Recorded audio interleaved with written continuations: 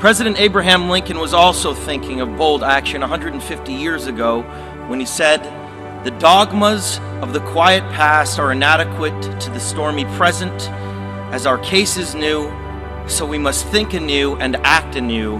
We must disenthrall ourselves, and then we shall save our country." He was speaking before the U.S. Congress to confront the defining issue of his time, slavery. Everyone knew it had to end, but no one had the political will to stop it.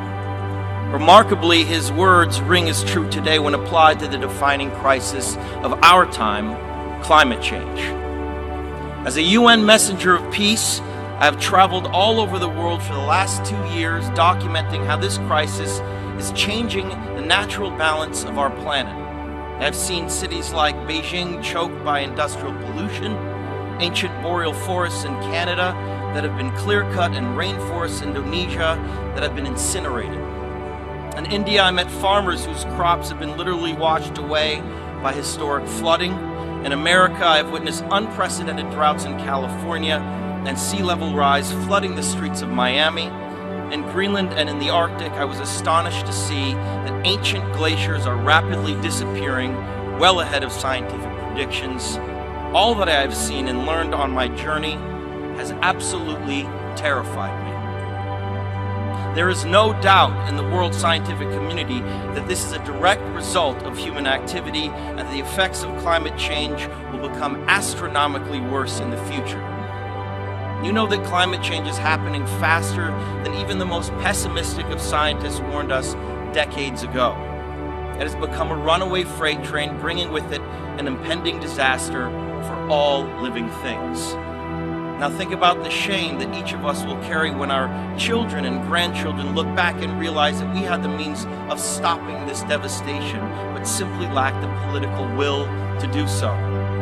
Our planet cannot be saved unless we leave fossil fuels in the ground where they belong. Massive change is required right now, one that leads to a new collective consciousness, a new collective evolution of the human race, inspired and enabled by a sense of urgency from all of you.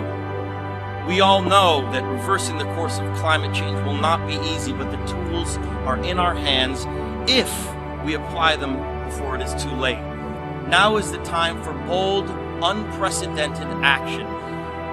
It is time to ask each other, which side of history will you be on? As a citizen of our planet, it is time to declare no more talk, no more excuses, no more 10-year studies, no more allowing the fossil fuel companies to manipulate and dictate the science and policies that affect our future.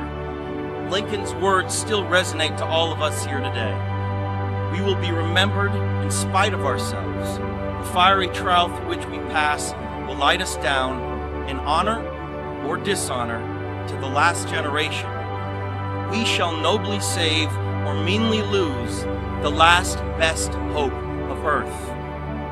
That is our charge now. You are the last best hope of Earth. We ask you to protect it, or we and all living things we cherish are history.